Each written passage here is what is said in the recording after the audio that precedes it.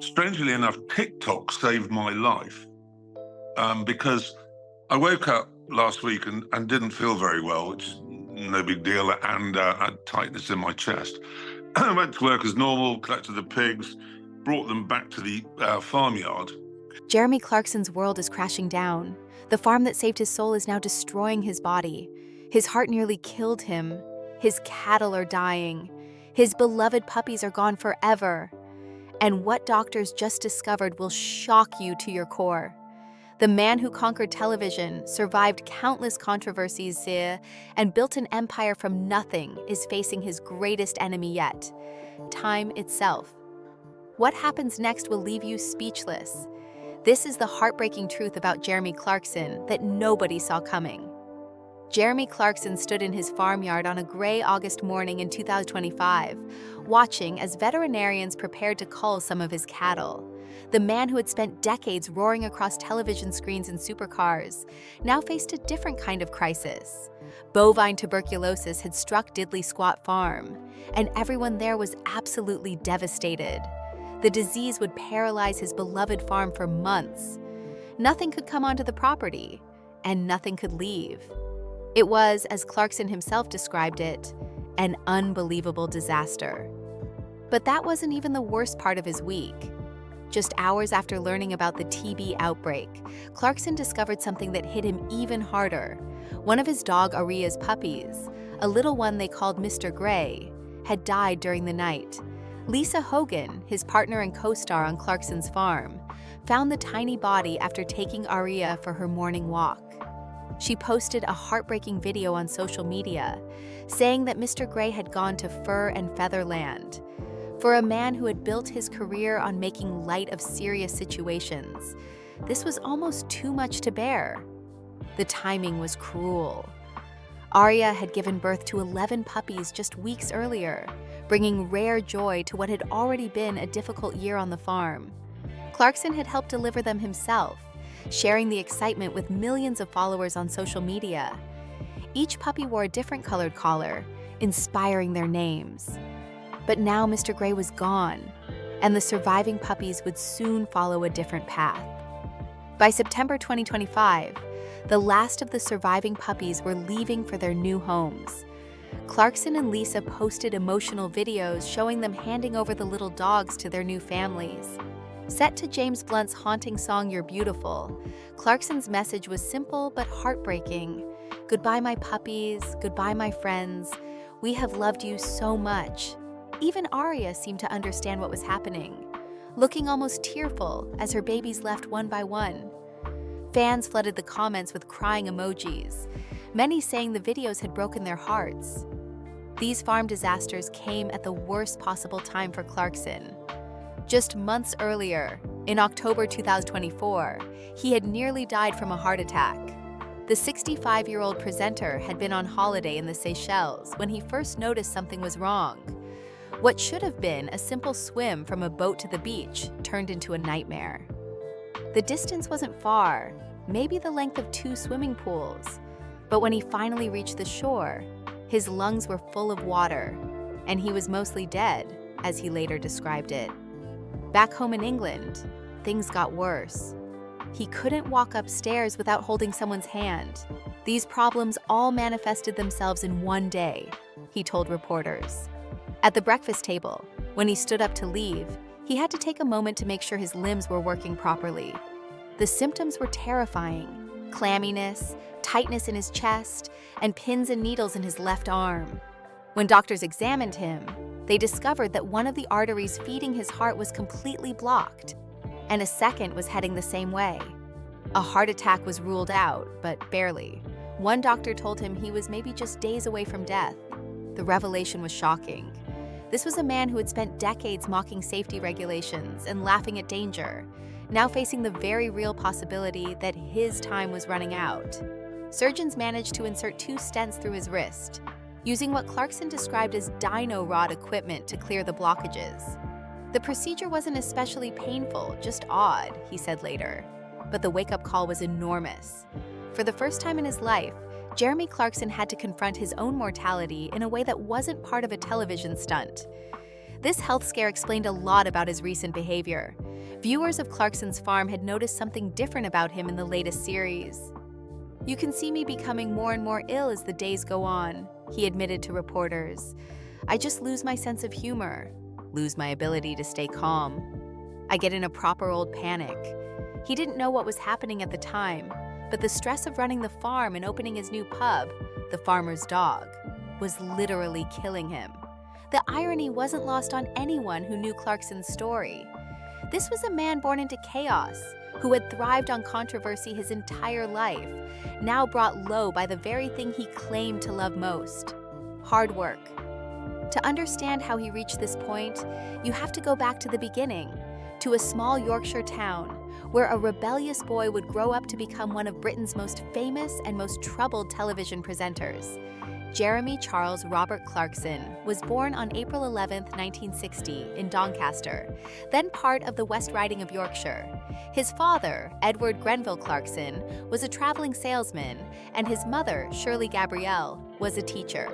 The family business was about as far from glamorous as you could get. They sold condoms. But it was honest work, and it kept food on the table during Jeremy's early years. From the very beginning, Jeremy displayed what his teachers would politely call a rebellious nature. His parents desperately wanted to avoid sending him to the local state school in South Yorkshire, which was rough by all accounts. They had put his name down for several prestigious public schools, but they had absolutely no idea how they were going to pay the fees. The Clarkson family finances were stretched thin, and private school education seemed like an impossible dream. Then, just before Jeremy turned 13, his mother Shirley had a brilliant idea. She decided to create Paddington Bear stuffed toys for each of their children. The bears were an instant hit, so popular that the family started selling them through their existing business. The success was extraordinary, and suddenly the impossible became possible. They could afford to send Jeremy to Repton School in Derbyshire, one of England's finest educational institutions. But even at this elite school, Jeremy couldn't shake his troublemaking ways. He lasted until he was expelled for drinking, smoking, and generally making a nuisance of himself. The school authorities had clearly had enough of young Clarkson's antics. His academic career was over before it had really begun, but this setback would prove to be just the first of many obstacles he would face and somehow overcome. Before his voice broke and his school troubles began, Jeremy had actually worked for the BBC as a child actor. At age 12, he played the character Atkinson in radio adaptations of Anthony Buckeridge's Jennings novels, stories about life at a fictional preparatory school. The role didn't last long, ending when puberty arrived and his voice changed. But it gave him his first taste of the entertainment industry, something that would shape the rest of his life. After his expulsion from Repton, Jeremy's future looked uncertain. His parents' business had given them enough money for school fees, but their son's academic career was clearly over. Most young men in his position might have joined the family business or found steady employment in Yorkshire. But Jeremy Clarkson was never going to be satisfied with a conventional life. He had bigger plans, even if he wasn't quite sure what they were yet. The boy who couldn't behave in school was about to discover that the adult world had its own rules, and breaking them could lead to consequences far more serious than expulsion. But it would also lead to opportunities that no one, least of all Jeremy himself, could have imagined. Jeremy Clarkson's first serious job after leaving school was as a traveling salesman for his parents' Paddington Bear business. It wasn't glamorous work, driving around the country trying to convince shop owners to stock stuffed toys, but it taught him valuable lessons about persuasion and dealing with people. More importantly, it gave him time to think about what he really wanted to do with his life. The answer came to him gradually. He wanted to write. His first break in journalism came with the Rotherham Advertiser, a local newspaper where he was hired as a trainee reporter. By his own admission, Jeremy was properly rubbish at local reporting. He once forgot why he was supposed to interview a bereaved woman, leaving both of them confused and embarrassed. On another occasion, he was forced to walk out of a coroner's inquest in hysterical laughter after messing around with a colleague. His behavior was unprofessional, but it was authentically Jeremy Clarkson. Les Payne, who shared a desk with Jeremy at the Advertiser, later recalled that he was very much the same as he is now. He was a younger version of the current Jeremy Clarkson you see on TV. He mucked in with the rest of the office, but he was very much a man who expressed his own opinions. This tendency to speak his mind would become both his greatest asset and his most dangerous liability. After brief stints at the Rochdale Observer and Wolverhampton Express and Star, Jeremy realized that life in provincial journalism wasn't for him. The turning point came one evening when he went home to his girlfriend and experienced what he later called an epiphany. He was halfway through telling her about the installation of some new office furniture when he suddenly understood how boring his life had become. He needed something bigger, something that would allow his personality to shine through. The solution was motoring journalism. Jeremy founded the Motoring Press Agency, providing car reviews for various publications. His writing style was immediate and engaging. Nothing like the dry technical specifications that dominated automotive journalism at the time. He wrote about cars the way people actually thought about them, focusing on how they made you feel rather than just listing their mechanical features. This approach caught the attention of television producers at the BBC. In 1988, they were looking for fresh talent to inject some life into Top Gear, a struggling motoring program that had been limping along since 1977. Jeremy's screen test was memorable for all the right reasons. He spent 20 minutes ranting about the awfulness of the Citroën 2CV, displaying exactly the kind of passionate, opinionated approach the show needed. The producers knew immediately that they had found their man. Jeremy joined the Top Gear team alongside Tiff Needell, Tom Boswell, and Tony Mason. His initial performances were rather wooden, as he later admitted, but as time passed, he loosened up and became more relaxed on camera. The program saw a massive boost in its audience, as it transformed into a more humorous, controversial, and unashamedly critical show. Jeremy changed his appearance too, abandoning the formal blazer, tie, and chinos for his now signature outfit of tight denim jeans and a casual jacket. He quickly became famous for being brutally honest about cars he didn't like. In a review of the Ford Scorpio, he suggested that they spent most of the time filming it from the back, so as not to frighten viewers. His treatment of the Vauxhall Vectra was even worse, where he told audiences that I have to fill 7 minutes with a car that doesn't merit 7 seconds. This savage wit made him appointment television for millions of viewers. By the late 1980s, Top Gear had become BBC Two's most-watched show, attracting 6 million viewers. This was remarkable for a channel that was traditionally intended for more niche programming. Jeremy's success led to other opportunities, including a talk show called Clarkson that launched in 1998. The program played on his growing reputation for plain speaking, allowing him to goad celebrities and express controversial opinions. During an interview with feminist writer Germaine Greer, he declared that there are no transsexuals in Chipping Norton. That's just a fact. In one memorable skit, he put a 3D map of Wales in a microwave oven. However, by 1999, Jeremy was growing tired of the format. He left Top Gear, describing Birmingham, where the show was filmed, as the armpit that masquerades as Britain's second city. He suggested that people had grown tired of his style, with shock tactics that had become predictable and weren't shocking anymore. "The first time you heard me liken some car to the best bits of Cameron Diaz," he wrote in his newspaper column. "You probably sniggered about it at school all the next day." But television executives weren't ready to let Jeremy Clarkson go. In 2002, the BBC decided to completely reboot Top Gear with a new format. Jeremy was brought back as the main presenter, initially alongside Richard Hammond and Jason Daw. When Daw was replaced by James May in the second series, the legendary trio was complete. This new version of Top Gear would become something unprecedented in television history. The 2002 reboot of Top Gear expanded beyond simple car reviews to incorporate elaborate challenges, timed laps, and celebrity guests. The three presenters developed distinct personalities: Jeremy as the bombastic leader, Hammond as the enthusiastic younger brother, and May as the methodical perfectionist. Their chemistry was electric, and their adventures took them to exotic locations around the world, from Vietnam to Patagonia. The show's popularity exploded globally. By the mid-2000s, Top Gear was being broadcast in over 100 countries and had become one of the most watched television programs in the world. In 2005, the show won an international Emmy, and in 2007, Jeremy himself received the National Television Awards Special Recognition Award. The success was staggering, and it made Jeremy Clarkson one of the most recognizable faces on British television. But success came with a price. The more popular Jeremy became, the more scrutiny his comments received. What had seemed like harmless banter in the early days began to attract serious criticism.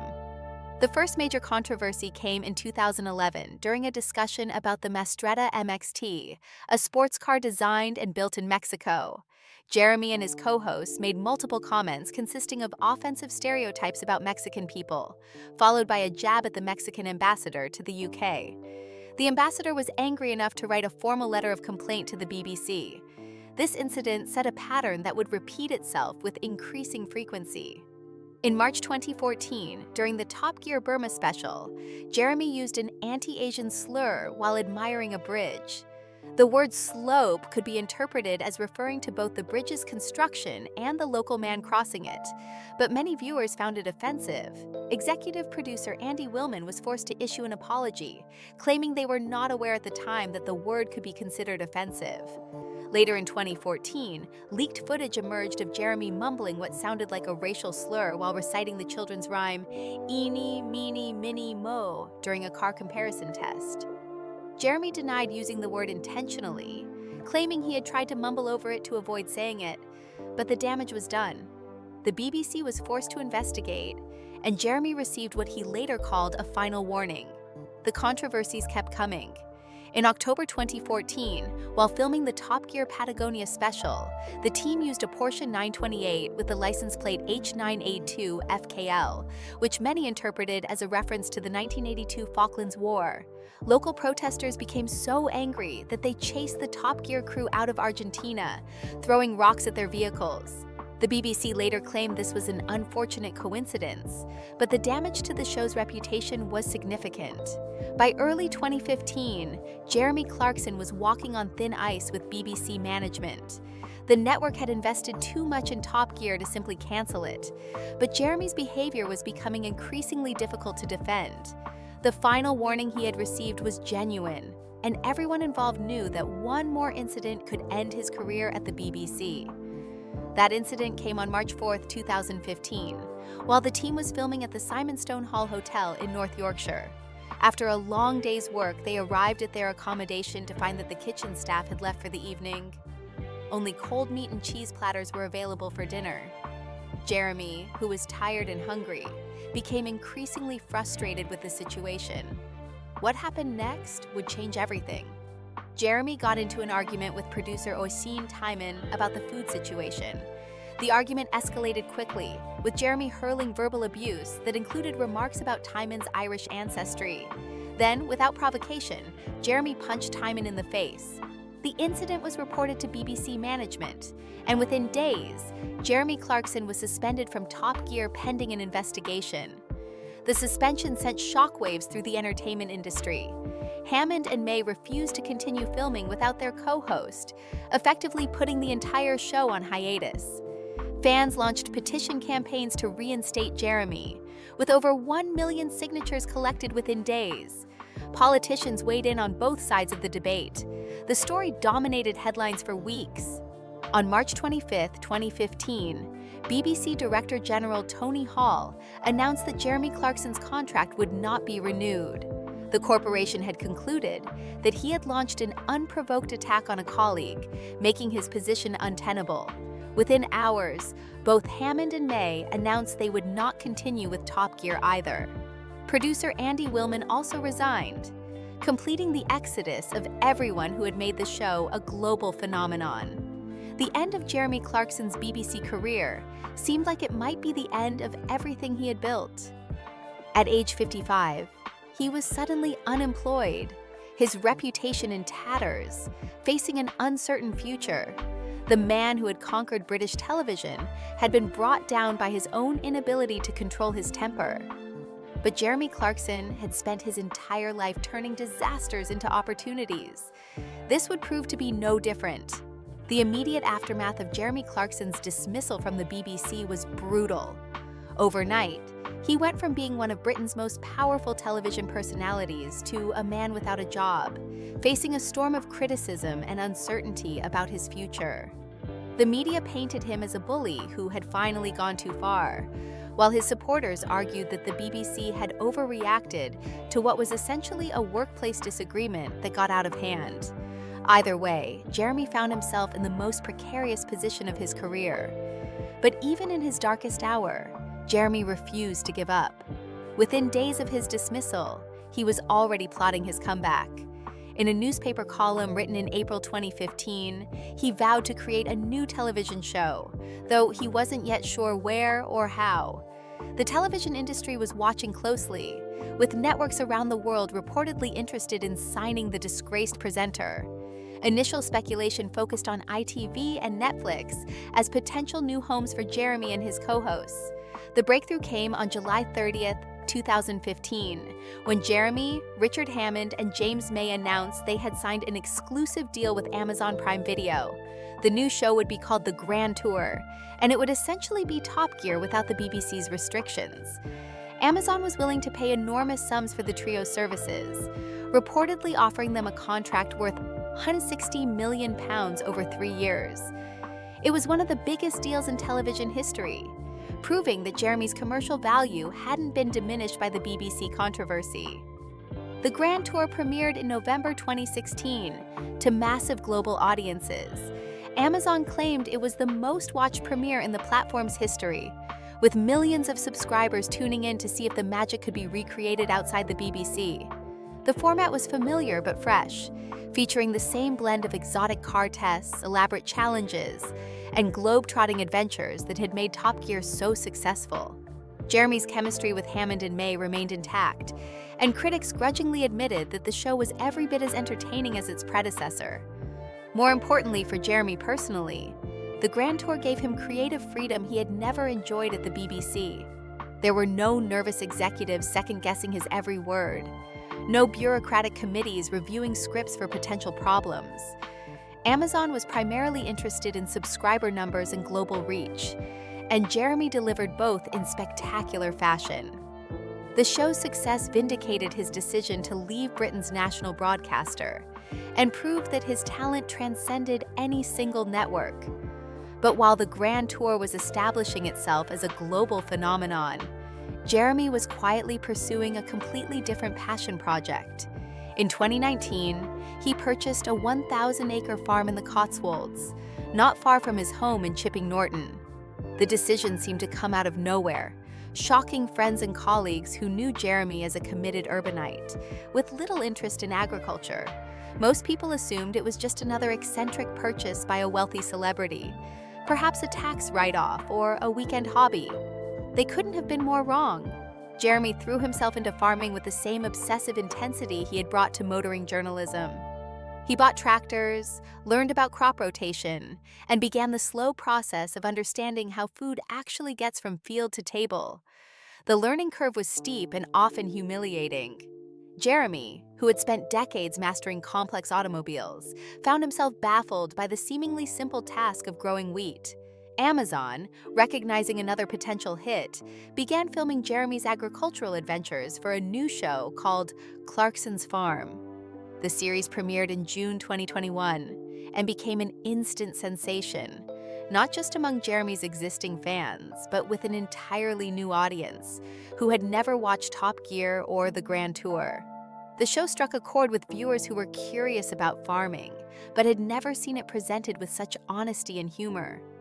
What made Clarkson's Farm so compelling was Jeremy's genuine vulnerability. For the first time in his television career, he was completely out of his depth, relying on local experts like young farmer Caleb Cooper to guide him through the basics of agriculture. The dynamic was completely reversed from his usual role as the all-knowing expert. Instead of Jeremy explaining complex automotive engineering to his audience, he was the confused student asking elementary questions about sheep and soil. The show also introduced viewers to a different side of Jeremy's personality. Away from the carefully constructed persona of the arrogant motoring expert, he revealed himself to be genuinely curious, surprisingly humble, and deeply concerned about the challenges facing British farmers. His relationship with Lisa Hogan, his partner who appeared regularly on the show, added another layer of authenticity that had been missing from his previous work. Lisa Hogan had entered Jeremy's life in 2017, and their relationship quickly became serious. She was an Irish actress and model, 23 years younger than Jeremy, but their age difference seemed irrelevant given their obvious compatibility. Lisa brought stability to Jeremy's chaotic lifestyle, and she shared his growing passion for rural life. Her presence on Clarkson's farm was natural and unforced, showing a domestic side of Jeremy that few people had ever seen. The success of Clarkson's farm extended far beyond television ratings. The show sparked serious discussions about agricultural policy, environmental concerns, and the economic pressures facing rural communities. Politicians began referencing the program in parliamentary debates, and agricultural organizations credited Jeremy with raising public awareness about farming issues. In May 2024, the government even introduced what became known as the Clarkson's Clause, an amendment that made it easier to convert unused agricultural buildings to commercial use, directly inspired by Jeremy's struggles with planning permission. But the transition from television presenter to working farmer wasn't without its challenges. Jeremy discovered that farming was physically demanding in ways that television work had never been. Days started before dawn and often stretched well into the evening, especially during planting and harvest seasons. The work was repetitive, often boring, and frequently frustrating. Weather, disease, and market forces could destroy months of careful planning in a matter of days.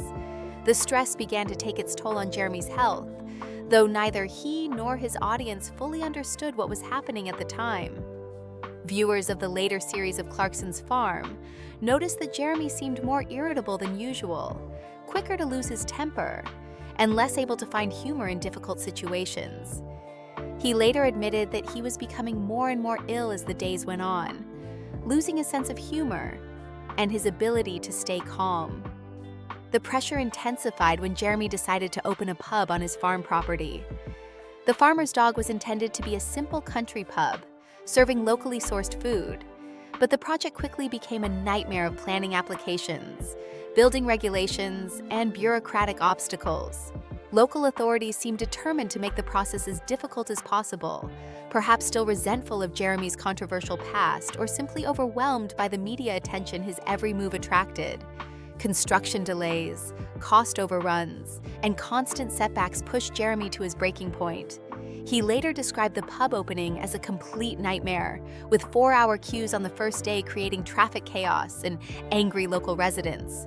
The stress of managing the farm, filming the television show, and dealing with the pub's problems was enormous, though Jeremy characteristically tried to make light of the situation in public. Behind the scenes, his relationship with alcohol was becoming problematic. Jeremy had always been a heavy drinker, something he rarely tried to hide, but the stress of his new life was making the problem worse. He later admitted that he drank too much, describing it as the essence of his health problems. Friends and colleagues noticed that his drinking was no longer social, but seemed to be a way of coping with the relentless pressure he was putting himself under. The farming life also brought Jeremy face to face with death and loss in ways that his previous career never had. Animals died from disease or accident, crops failed due to weather or pests, and every season brought new reminders of how little control even the most experienced farmers had over their outcomes. For someone who had spent decades in the controlled environment of television studios, the unpredictability of agricultural life was both exhilarating and exhausting. Jeremy's beloved dogs, Arya and Sansa, became central figures in his new life. Named after characters from Game of Thrones, the fox-red Labrador retrievers were constant companions on the farm and regular stars of Clarkson's Farm. When Arya gave birth to 11 puppies in July 2025, Jeremy was there to help with the delivery, sharing his excitement with millions of social media followers. The puppies brought rare joy to what had been a difficult year, though that happiness would be short-lived. By 2025, Jeremy Clarkson had successfully reinvented himself as a farmer and agricultural advocate, but the transformation had come at a significant personal cost. The physical demands of farm work, combined with the stress of running multiple businesses and maintaining his television career, were pushing his 65-year-old body beyond its limits. The warning signs were there for anyone who knew how to read them, but Jeremy was too busy building his new empire to pay attention to what his body was trying to tell him. The boy who had been expelled from school for making a nuisance of himself had grown into a man who couldn't stop pushing boundaries, even when those boundaries involved his own health and mortality. The next chapter of his story would force him to confront the consequences of a lifetime spent living at full throttle. The first warning signs appeared during what should have been a relaxing holiday in the Seychelles in early 2024. Jeremy had planned the trip as a break from the relentless demands of running Diddley Squat Farm and filming Clarkson's farm. But his body had other plans. What started as a simple swim from a boat to the beach turned into a terrifying wake-up call that would change everything. The distance wasn't far, maybe the length of 2 swimming pools, but Jeremy found himself struggling in ways that made no sense. By the time he reached the shore, his lungs were full of water, and he felt like he was dying. This wasn't the dramatic near-death experience of a television stunt, but something far more frightening because it was completely real and completely unexpected. Back in England, the symptoms got worse. Jeremy couldn't walk upstairs without holding someone's hand for support. At breakfast one morning, he stood up from the table and had to pause to make sure his limbs were working properly. The problems all manifested themselves in one day, creating a sudden deterioration that began to gather pace in ways that genuinely scared him. The symptoms were unmistakable once he started paying attention. He felt clammy all the time, experienced tightness in his chest, and noticed pins and needles in his left arm. These weren't the vague aches and pains of getting older, but specific warning signs that something was seriously wrong with his cardiovascular system. Jeremy, who had spent decades mocking safety precautions and dismissing health warnings, suddenly found himself confronting his own mortality. When he finally sought medical attention, the news was devastating. Doctors discovered that one of the arteries feeding his heart was completely blocked, while a second was heading in the same direction. Although a heart attack was ruled out, one physician told him bluntly that he was maybe just days away from death. The revelation was shocking for someone who had always seemed invincible, at least in his own mind. The emergency surgery in October 2024 involved inserting 2 stents through Jeremy's wrist, using what he described as dino rod equipment to clear the dangerous blockages. The procedure wasn't especially painful, just odd, but the psychological impact was enormous. For the first time in his life, Jeremy Clarkson had to accept that his body was fallible and that his lifestyle choices had consequences he couldn't simply joke away. The timing of his health crisis made perfect sense in retrospect. The final episodes of Clarkson's Farm Series 4, which aired in early June 2025, would show exactly why his heart problems developed when they did. The opening of the Farmer's Dog pub in August 2024 had been an absolute nightmare, with Jeremy describing it as a complete disaster. 4-hour queues on the first day created traffic chaos that enraged local residents and forced him to purchase an emergency overflow car park. Jeremy later corrected a fan on social media who praised him for working so hard despite having 2 stents in his heart. "Actually, my heart went wrong after this series was filmed," he wrote. And if you watch the last 2 episodes, which come out in early June, you'll see why. The stress of managing construction delays, planning permission battles, and the catastrophic opening day had pushed his cardiovascular system beyond its breaking point. Following his surgery, doctors gave Jeremy a brutal wake-up call about his lifestyle. He was forced to undertake a rigorous weight loss program and make dramatic changes to his diet and drinking habits. The man who had spent decades celebrating excess suddenly found himself counting calories and avoiding processed foods. It was a humbling experience for someone who had built his career on doing whatever he wanted. Jeremy turned to Mounjaro, an injectable weight loss medication originally designed for type 2 diabetes patients. The results were dramatic, but came with unpleasant side effects that left him feeling sick much of the time. Despite his discomfort, the medication proved to be an extraordinary game changer, helping him lose about 1.5 stones before his weight stabilized. The physical transformation was obvious to anyone who saw him, though the psychological adjustment was more difficult. The health scare also forced Jeremy to confront his relationship with alcohol, something he had always been reluctant to discuss seriously. "I think I eat pretty well, I just drink too much, that's the essence of it," he admitted to reporters. For someone who had used alcohol as both a social lubricant and a stress reliever for decades, cutting back represented a fundamental change in how he coped with pressure. But even as Jeremy was trying to recover from his heart surgery, new health problems emerged. By June 2025, he was dealing with a trapped nerve in his back that made sitting in cars almost unbearable. The condition was particularly frustrating because it interfered with his automotive journalism work, one of the few aspects of his career that he still genuinely enjoyed. The constant discomfort served as another reminder that his 65-year-old body was no longer capable of handling the physical demands he routinely placed on it.